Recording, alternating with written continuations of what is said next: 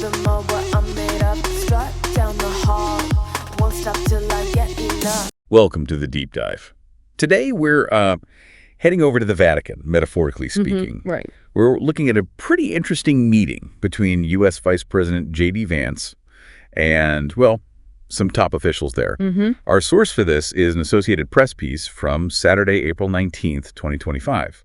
And our goal, really, is just to understand what happened, why it's getting attention. Yeah, and this wasn't just any meeting, was it? You've got JD Vance, the VP, who's also a Catholic convert himself. Right.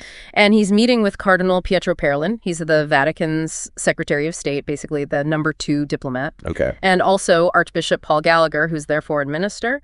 But it's worth noting, Pope Francis wasn't there. He's still recovering, apparently. Yeah, that's a key detail. And the article sort of sets the stage by pointing out some, let's say, underlying tensions, like between the current U.S. administration's policies, specifically thinking about migrants, international aid, and the Vatican's approach. Which tends to focus more on, peaceful solutions, care for migrants, that sort of thing. Exactly. So, okay, let's get into it.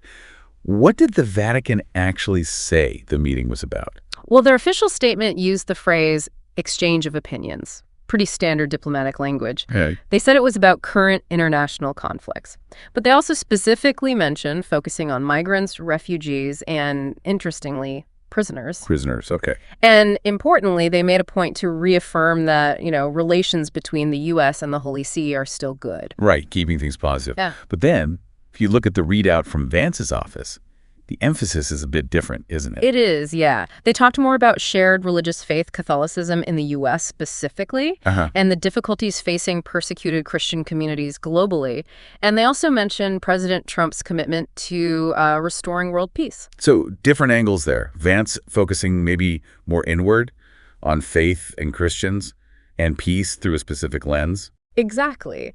While the Vatican keeps that broader sort of humanitarian focus on global issues, vulnerable people, it kind of hints at different priorities, maybe. Yeah, it really seems like it. Yeah. And that cautious Vatican approach, it definitely comes through.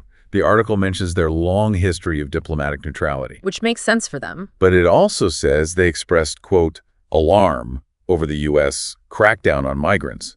And they're worried about cuts to international aid. Concerns they've voiced before. Plus their emphasis on peace talks, especially for Ukraine and Gaza. Yeah, and that fits perfectly with Pope Francis's whole message, doesn't it? It's less about picking political sides and more about, fundamental values, human dignity, peace. Right.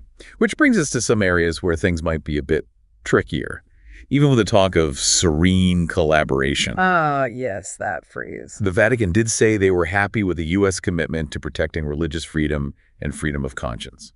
That's obviously important. A definite point of agreement, you'd think. But the article draws a pretty direct line between serene collaboration and something Vance has said. Right. This claim he made about the U.S. Conference of Catholic Bishops resettling illegal immigrants, as he put it, to get federal money. A claim the article says top U.S. cardinals have flat out denied.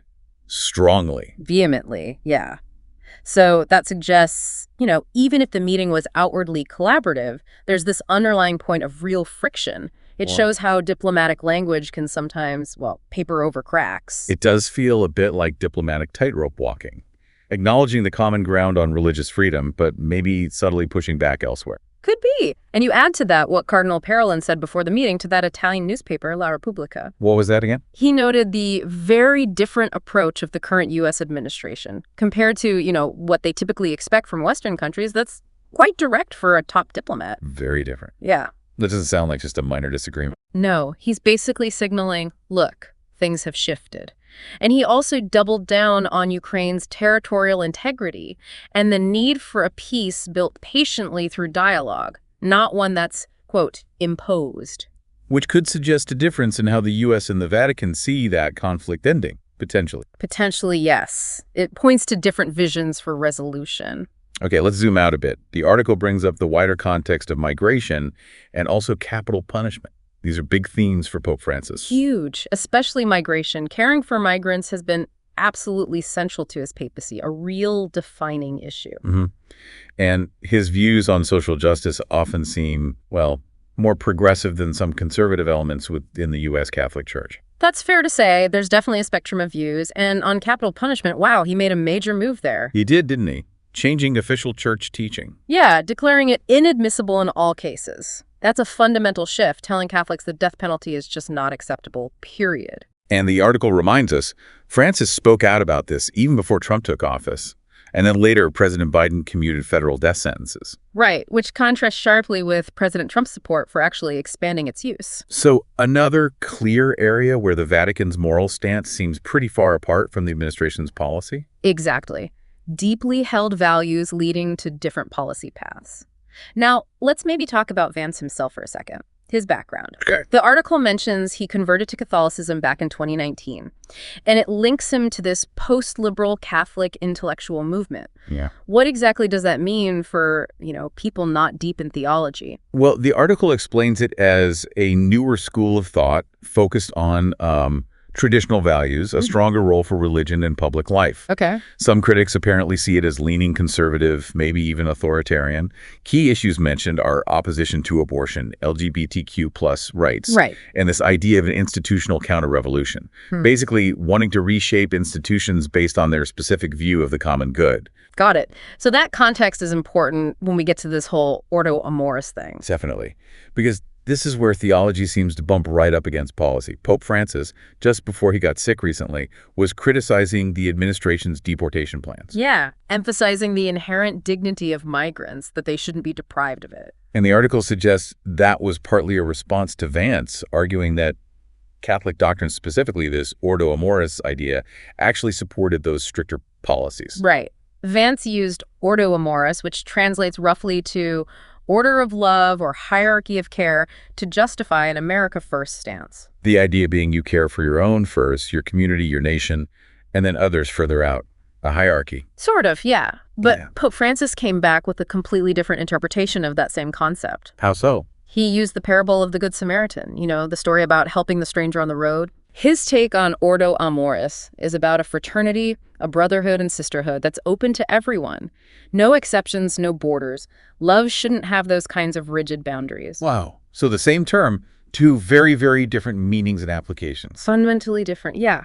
It really highlights the interpretative gaps. And the article notes, Vance kind of acknowledged the criticism, calling himself a baby Catholic who's still learning. He did, while also saying he'd keep defending his views.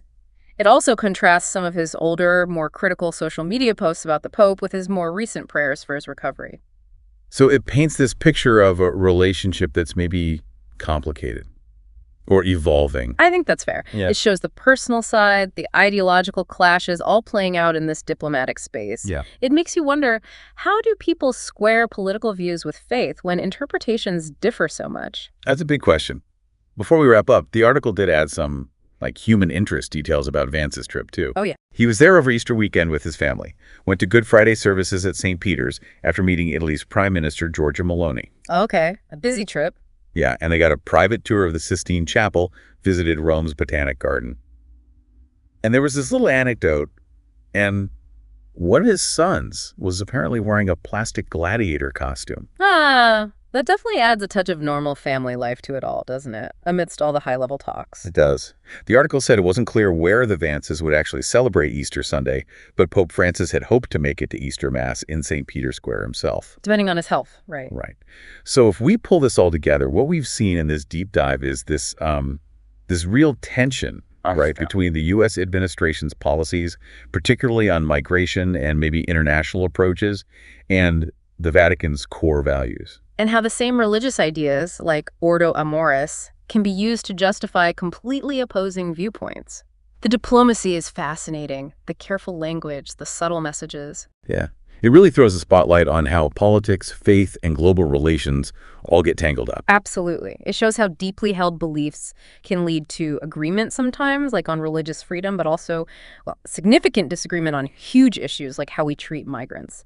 And it reminds us of the Vatican's role trying to be that moral voice. So thinking about all that, the final question maybe for our listeners is this. Yeah. Given these really fundamental differences in perspective we saw in just this one meeting, what does common ground even look like on issues with such massive human stakes?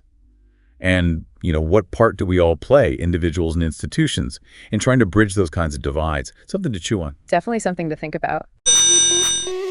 Sound the alarm. I'm coming up. We'll have a ball. I'm sweet like a buttercup. You're bubbly.